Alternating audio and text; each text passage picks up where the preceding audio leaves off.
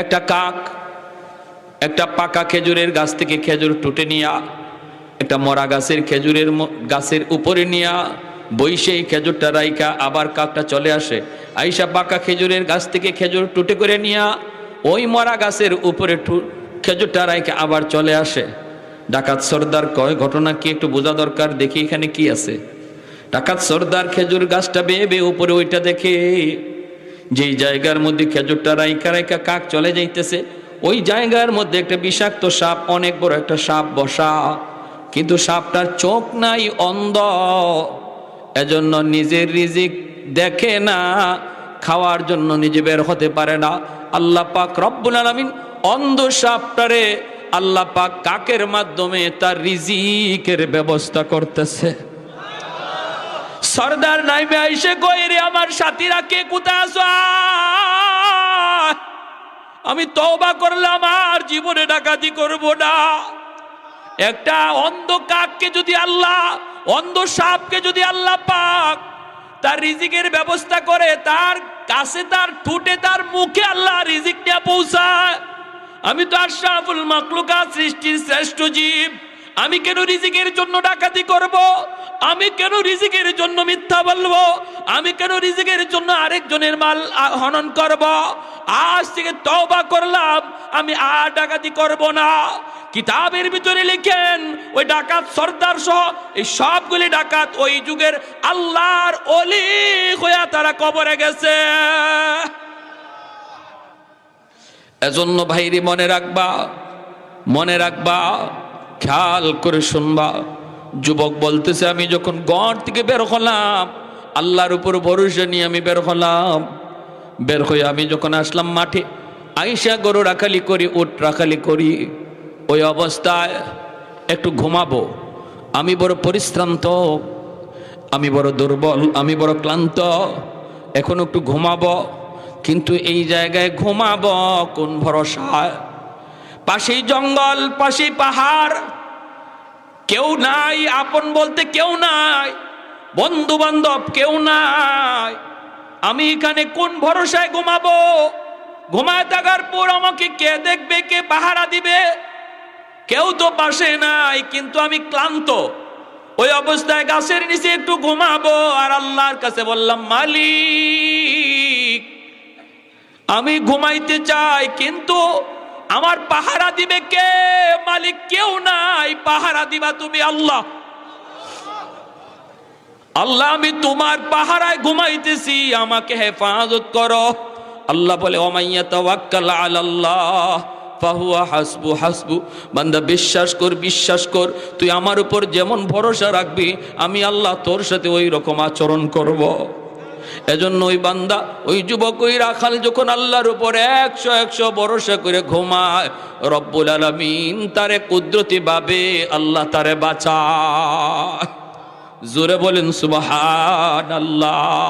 লা ইলাহা ইল্লাল্লাহ, লা ইলাহা ইল্লাল্লাহ, লা ইলাহা ইল্লাল্লাহ, লা ইলাহা ইল্লাল্লাহ, লা ইলাহা ইল্লাল্লাহ, লা ইলাহা ইল্লাল্লাহ।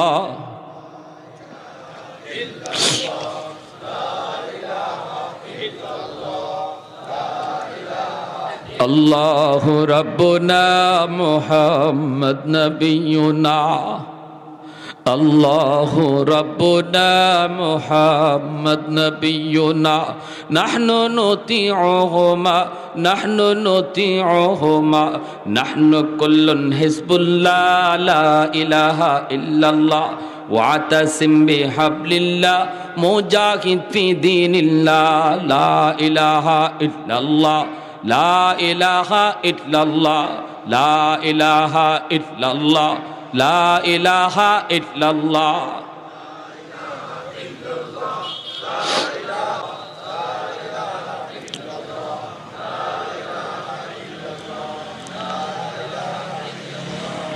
লা ইলাহা ইল্লাল্লাহু মুহাম্মাদুর রাসূলুল্লাহ। জোরে বলি সাল্লাল্লাহু আলাইহি ওয়াসাল্লাম। তাহলে বোঝা গেল কি, নামাজ পইরা আল্লাহর হুকুম মাইনা আল্লাহর উপর ভরসা লইয়া কেউ যদি তার কাজে বের হয়, তার হেফাজতের জিম্মাদার কে হন? আর একটু জোরে। বিপদ আপদ রাস্তাঘাটে আসেনি না নাই? কি ভাই, আসেনি না নাই? আহা, 2 সেকেন্ড আগেও জানা যায় না যে আমার 2 সেকেন্ড পরেই আমার কপালে বহুত বড় বিপদ, ঠিক কিনা? সেখানে তুমি কেমন করে নামাজ পড়ব, ধরব, বয়স হলে বুড়া হয়ে লই, চুলদারি পাকক, তারপরে মসজিদে যাব, হ্যাঁ ধরব, এই কথা বলার সুযোগ আছে? সুযোগ আছে যুবক? কোন সুযোগ? চোখের সামনে কত যুবক কবরে চলে গেল রোড অ্যাক্সিডেন্টে। চোখের সামনে কত যুবক স্ট্রোক করে মারা গেল। খেলার সাথী কবরে শুয়ে আছে, লেখাপড়ার সাথী কবরে শুয়ে আছে, সমবয়সের বন্ধুরা কবরে চলে গেছে। একটু কি তোমার ভয় লাগে না? একটু কি তোমার ভয় লাগে না রে যুবক? এমন তারও মনে আশা ছিল নামাজ পড়ব, ধরব, কিন্তু আর জীবনে পড়া হলো না। তুমি যদি গায়ে শক্তি দেখতে মসজিদে আসো, যে বয়সে তোমার গায়ে শক্তি থাকবে না, তুমি ঘরের মধ্যে নামাজ পড়া লাগবে, মসজিদে আসতে পারবা না। তোমার কোমরে ব্যথা, হাঁটুতে ব্যথা, হাঁটতে পারো না, তুমি বাইর হতে পারো না, লাঠি নিয়েও তুমি চলতে পারো না। ঘরের মধ্যে যখন তুমি নামাজ পড়বা, আল্লাহ পাক রব্বুল আলামিন সূরা 3 মধ্যে আল্লাহ কসম খেয়ে বলেন, 4টা কসম খেয়ে আল্লাহ বলেন, ইল্লাল্লাযীনা আমানু ওয়া আমিলুস সালিহাত ফালাহুম আজরুন গায়রু মামনুন। তুমি ঘরে বইসা নামাজ পড়লো বান্দা, তোমার আমল নামায় আমি আল্লাহ মসজিদের জামাতের সওয়াব লিখে দিব। রব্বুল আলামিন ফেরেশতাদেরকে বলবে, ফেরেশতারা আমার বান্দার যৌবনের আমলটা তোমরা যৌবনের ফাইলটা একটু বের করো। যৌবনের ফাইলটা বের করে আল্লাহ বলবে, দেখো যৌবনে তার মসজিদে গিয়ে নামাজ পড়া আমল দেখা যায়। আজকে বৃদ্ধ বয়সে আমি আল্লাহ তার গায়ে শক্তি কাইরা নিছি। যদি আজও সে গায়ে শক্তি থাকতো মসজিদে আসতো। অতএব গায়ে যতদিন শক্তি ছিল মসজিদে রেগুলার আসছে, আজ বৃদ্ধ বয়সে তার আমল নামায় মসজিদের জামাতের সওয়াব লিখে দাও। কোরআন তিলাওয়াত করতো আমার বান্দা, যতদিন তার চোখে পাওয়ার ছিল, আজ আমি আল্লাহ তার চোখের পাওয়ার কেড়ে নিয়েছি, এজন্য কোরআন তেলাওয়াত পারে না। যৌবনে যদি তার ফাইলে রেগুলার কোরআন তেলাওয়াতের আমল থাকে, বৃদ্ধ বয়সে তিলাওয়াত না করলেও আমল নামায় তিলাওয়াতের সওয়াব লিখে দাও। একজন মানুষ হাসরের মাঠে আল্লাহ পাক রব্বুল আলামিন বলবে যে, দেখো তোমার তো নেকি আর বদি, গুনাহ আর নেক দুটোটার মধ্যে দেখা যায় তোমার জান্নাতে যাওয়ার কোনো সুযোগ নেই। একটা নেকি যদি হয় তাহলে তোমার নেকির পাল্লা ভারী হবে, জান্নাতে যেতে পারবা। যাও হাসরের মাঠে একটু তালাশ করে দেখো একটা নেকি কারো কাছে পাও কিনা। ওই একটা নেকির জন্য সে বলবে, আল্লাহ আমাকে একটু সুযোগ দাও, আল্লাহ আমার মার কাছে একটু দেখি, আমার বাবার কাছে একটু যাই, দেখি দুনিয়ার মহব্বতের মানুষগুলার কাছে যায় একটা নেকি পাই কিনা। একটা নেকির জন্য তালাশ করা শুরু করবে। মার কাছে যায় বলবে, মা একটা নেকির জন্য আল্লাহর দরবারে ধরা খেয়ে গেছি। মা গো, দুনিয়াতে এত কষ্ট করেছ, এত মহব্বত, এত ভালোবাসেছ। কত মা এমন আছে দুনিয়ার জগতে নিজের হায়াতটা পর্যন্ত সন্তানকে আল্লাহর কাছে চায়া দেয়া দেয়, কয় মালিক আমার সন্তানকে তুমি বাঁচাও, বিনিময়ে আমি মার হায়াত তুমি নিয়ে যাও, বিনিময়ে আমি বাবার হায়াত তুমি নিয়ে যাও। আল্লাহ তবু আমার সন্তানকে বাঁচাও। এত দরদ। মা যদি দেখে সন্তানকে কেউ হত্যা করতে আসছে, কোন অপরাধের কারণে যদি আসামির কাঠগড়ার সন্তান দ্বারা, দুনিয়াতে এমন বহু মা পাওয়া যায় যেই মা যায় বলবে, আমাকে হত্যা করো, আমাকে শলিতে চড়াও, আমাকে ফাঁসিতে ঝুলায় দাও, তবু আমার সন্তানকে মুক্তি দিয়ে দাও, আমার সন্তানকে মুক্তি দিয়ে দাও। এতটা দরদ, এতটা মায়া, এতটা মহব্বত দেখায় দুনিয়াতে। ওই মা হাসরের মাঠে সন্তানকে বলবে, বাবা তুমি কে, তোমাকে চিনি না, আমার কাছে একটা নেকি চায় কোনো লাভ হবে না, দুনিয়াতে আমার কোনো সন্তানই ছিল না। অস্বীকার করবে, সন্তানকে অস্বীকার করবে, বাবা সন্তানকে অস্বীকার করবে। স্ত্রীর কাছে যাবে, স্ত্রী গো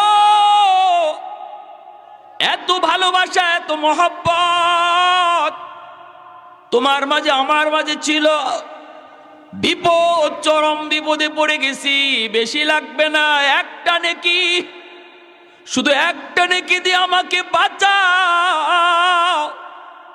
স্ত্রী ওই দিন বলবে, স্বামী কে তুমি, তুমি আমার কোন দিনের স্বামী, তোমাকে চিনি না।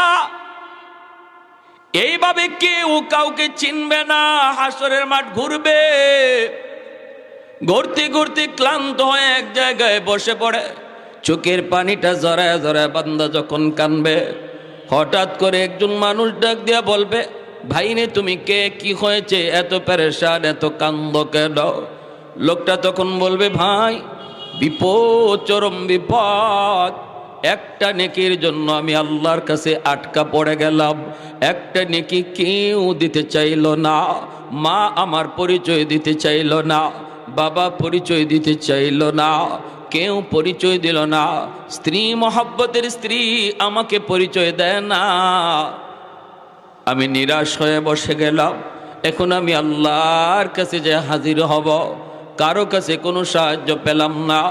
ওই অবস্থায় মানুষটা কইব, ভাই রে আমার আছে মাত্র একটা নেকি, একটা নেকি শুধু আমার আছে, আর শুধু গুনাহ আর গুনাহ, এক নেকি লইয়া আমি জান্নাতে যেতে পারবো না। আজকে বিপদের দিনে নেও, আমি তোমাকে একটা নেকি দিয়া সাহায্য করলাম। এই লোকটা যখন আল্লাহর কাছে হাজিরা দেয়, আল্লাহ পাক রব্বুল আলামিন তখন আবার জিজ্ঞেস করে, বান্দা কে তোমাকে একটা নেকি দিল, মা দিল নাকি, বাবা তোমাকে একটা নেকি দিল নাকি, কে তোমাকে এই হাসরের মাঠে সাহায্য করলো? সে বলবে, মালিক মা পরিচয় দেয় না, বাবা পরিচয় দেয় না, আদরের স্ত্রী আমার পরিচয় দেয় না। তাহলে দিল কে? দিল একজন মানুষ যারে চিনি না, চিনি না, তার আছেই শুধু একটা নেকি, সে আমাকে একটা নেকি দিয়ে দিল, এক নেকি দিয়ে সে তো জান্নাতে যেতে পারবে না। আল্লাহ পাক রব্বুল আলামিন, আল্লাহ পাক রব্বুল আলামিনের দয়ার সাগর, রব্বুল আলামিন 99 ভাগ দয়া লইয়া, মায়া লইয়া ওই ময়দানে বিচারকের আসরে বসা। রব্বুল আলামিন তখন বলবে, আজ হাসরের মাঠে তোমার দয়া দেখাইলো কে? হাসরের মাঠে দয়া দেখানোর সিফাত আর গুণ শুধুমাত্র আমি আল্লাহর, আর তো কারো না। এ ফেরেশতারা যাও, আমার ওই বান্দারেও ডাকায়া আনো যে আজ তারে দয়া দেখাইল। ভাইরা আমার,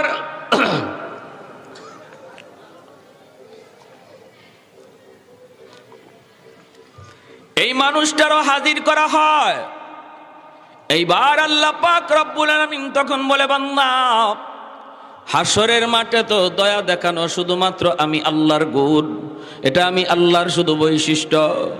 তুমি আজ হাসরের মাঠে আরেকজনরে দয়া দেখাইছো, আমার গুণ, আমার সিফাতটা তুমি আজকে প্রকাশ করেছ। তোমার এই সিফাত, তোমার এই গুণ আমি আল্লাহর কাছে বড় ভালো লাগছে। বান্দারে, একটা নেকির কারণে তুমি নিরাশ হয়ে গেছিলা, তোমার জান্নাতে যাওয়ার কোনো উপায় ছিল না, এজন্য আরেকজনের সাহায্য করছো।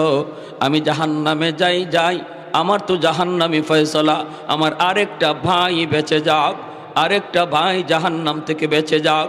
এই গুণটা যে তোমার ভিতরে আছে, আমি আল্লাহর কাছে বড় মায়া লাগলো, বড় পছন্দ লাগলো।